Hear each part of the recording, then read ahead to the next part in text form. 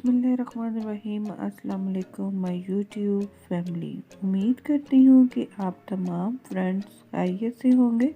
आज मैं आपके लिए मज़ेदार सी रेसिपी लेकर मेरी वीडियोस को लाइक करें, सब्सक्राइब करें और साथ ही बेल आइकन के बटन को प्रेस करें। बिस्मिल्लाहिर्रहमानिर्रहीम। सबसे पहले मैंने गाजर ले लिया और इसको मैंने छील लिया है और छीलने के बाद अच्छी तरह से वॉश कर लिया था। और इसके बाद अब हम इसको कद्दूकश कर लेंगे। मोटे वाला हमने इसको कद्दूकश करना है, बारीक साइज़ में नहीं करना। वीडियो स्टार्ट करने से पहले मेरी वीडियो को लाइक कर दें, अगर चैनल पे न्यू है तो चैनल को सब्सक्राइब कर दें और साथ ही बेल आइकन के बटन को प्रेस कर दें ताकि मेरी वीडियो का नोटिफिकेशन सबसे पहले आपको मिल जाए। कद्दूकश करना भी जी बहुत मुश्किल काम है, गजरेला खाना ही आसान लगता है। तो ये बड़े बड़े रेस्टोरेंट में और शादियों में गजरेला किस तरह से बनाया जाता है, आज वो तमाम राज मैं आपको बताऊंगी जो बहुत कम लोग ये राज जानते हैं कि बाज़ार में गजरेला किस तरह से बनता है।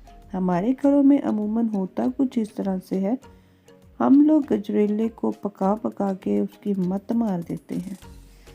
तो ये यहाँ पर देख सकते हैं कि जी हमारा जो गाजर है वो बहुत अच्छी तरह से कद्दूकश हो चुकी है। तो अब चलते हैं हम अपने नेक्स्ट स्टेप की तरफ। वीडियो को स्किप ना कीजिएगा, वीडियो को फुल वॉच कीजिएगा। अब जी सबसे पहले मैंने घी ले लिया है। राज की बात है कि ये भी जब भी गजरेला बनाएं, गजरेला जो कोई भी स्वीट डिश होती है वो हमेशा घी के अंदर अच्छी बनती है। तो एक बड़ा चम्मच जो है मैंने घी का ले लिया है और इसको मैंने गरम कर लिया है। और अब इसके अंदर हाफ टी स्पून जो है मैंने इलायची पाउडर का ऐड कर दिया है। और जो हम लोगों ने गाजर कद्दूकश करके रखी है वो तमाम मैं इसके अंदर ऐड कर दूंगी।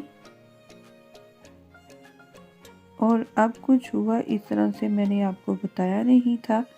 मैंने 3 किलो गाजर ली थी जिसकी वजह से मेरा बर्तन जो है वो छोटा पड़ गया था, तो मैंने बर्तन चेंज कर लिया है।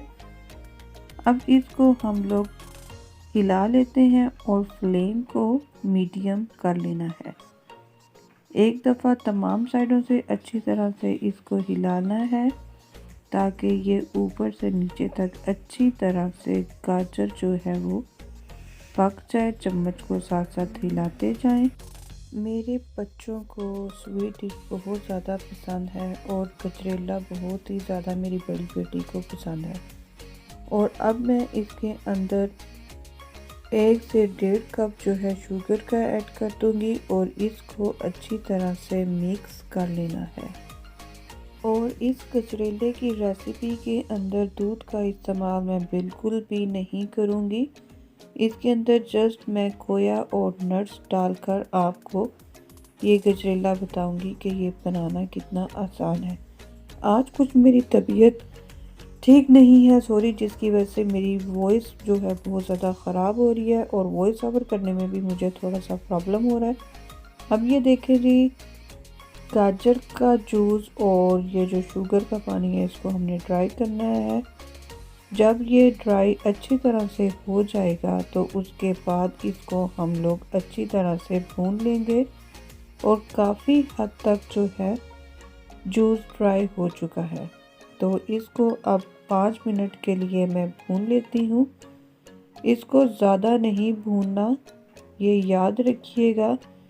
जो गाजर का है ओरिजिनल फ्लेवर इस गजरेले के अंदर आना चाहिए।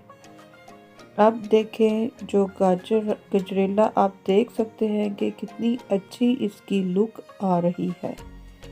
तो ये जो मेन स्टेप्स मैं आपको बता रही हूँ इसको याद रखिएगा, क्योंकि शादियों ब्याह में और बड़े बड़े रेस्टोरेंट में इस तरह से गजरेला बनाया जाता है। और ये हमारा जो गजरेला है काफ़ी हद तक तैयार हो चुका है। अब मैं इसके अंदर बादाम, अखरोट, कोकोनट पाउडर ऐड कर देती हूँ और इसको अच्छी तरह से मिक्स कर लेते हैं। और कितना शानदार लग रहा है और इतनी अच्छी खुशबू आ रही है।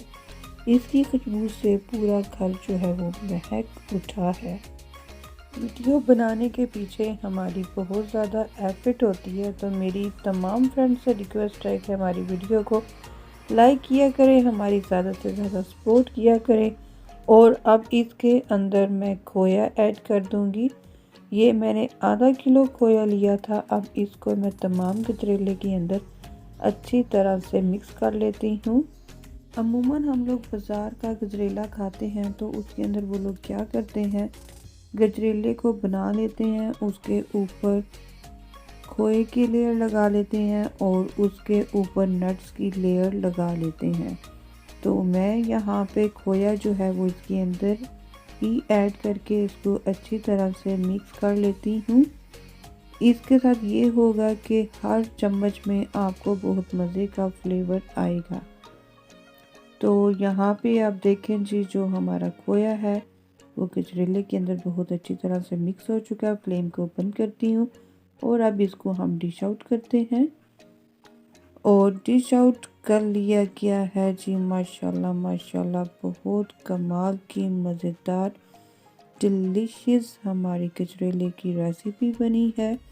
और अब इसके ऊपर मैं खोए के साथ और नट्स के साथ इसको गार्निश कर लेती हूँ।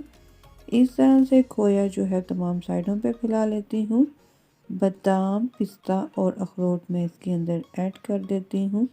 और माशाल्लाह देखें कितना कमाल का हमारा गजरेला तैयार हुआ है।